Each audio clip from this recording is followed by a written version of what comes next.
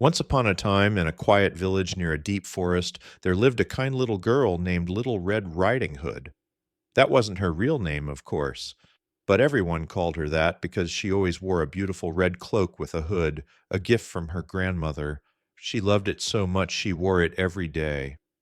One sunny morning, her mother packed a small basket with warm bread, soft cheese, and a little jar of sweet strawberry jam. Your grandmother is feeling a bit sick, her mother said kindly. Please take this basket to her. She lives in the little cottage at the other end of the forest. Little Red Riding Hood nodded. Yes, Mamma, I'll go straight there. Her mother gave her a kiss and said, Stay on the path, don't talk to strangers, and don't stop to play. I promise, said Little Red Riding Hood, and off she went, her red cloak fluttering like a bird in the breeze. The forest was bright and quiet, with birds singing and flowers blooming. As Little Red Riding Hood walked, she picked a few daisies and smiled at butterflies. But soon, behind a tree, a large gray wolf stepped out onto the path.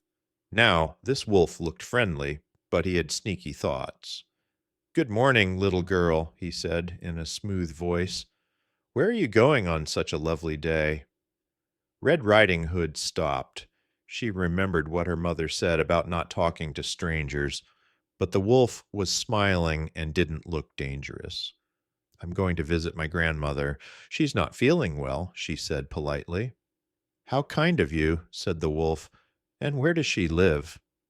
In a little cottage at the end of this path, just past the three big oak trees. The wolf nodded and grinned, but he had a clever plan.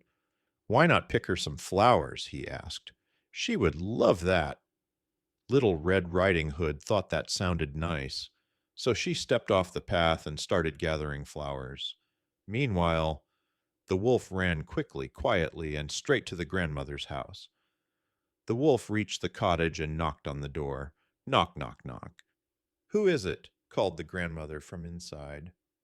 It's me, Little Red Riding Hood, the wolf said, trying to sound like a little girl. Come in, dear, said Grandma, and the wolf rushed inside. With one big gulp, he swallowed Grandma whole. Not a scary version.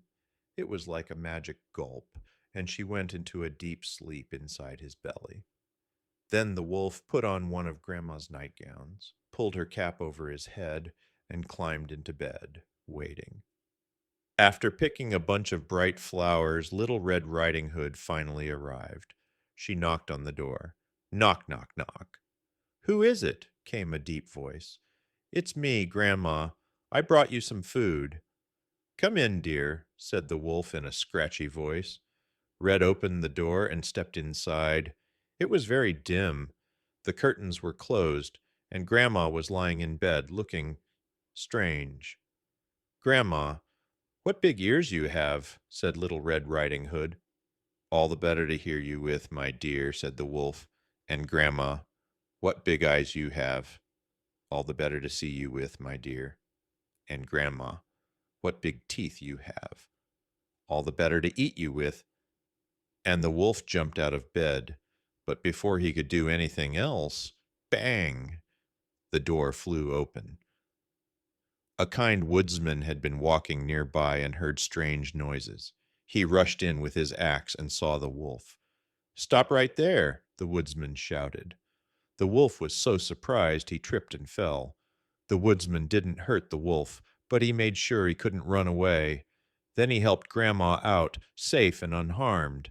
Remember, it was a magical gulp. She popped out like waking from a dream. Little Red Riding Hood gave her a big hug. Oh, Grandma, I was so worried. They all sat down together, Grandma, Red Riding Hood, and the woodsman, and shared the bread and jam. And as for the wolf, he promised never to trick or scare anyone again. From that day on, Little Red Riding Hood always remembered what her mother told her. Stay on the path, don't talk to strangers, and always be careful, even in a sunny forest.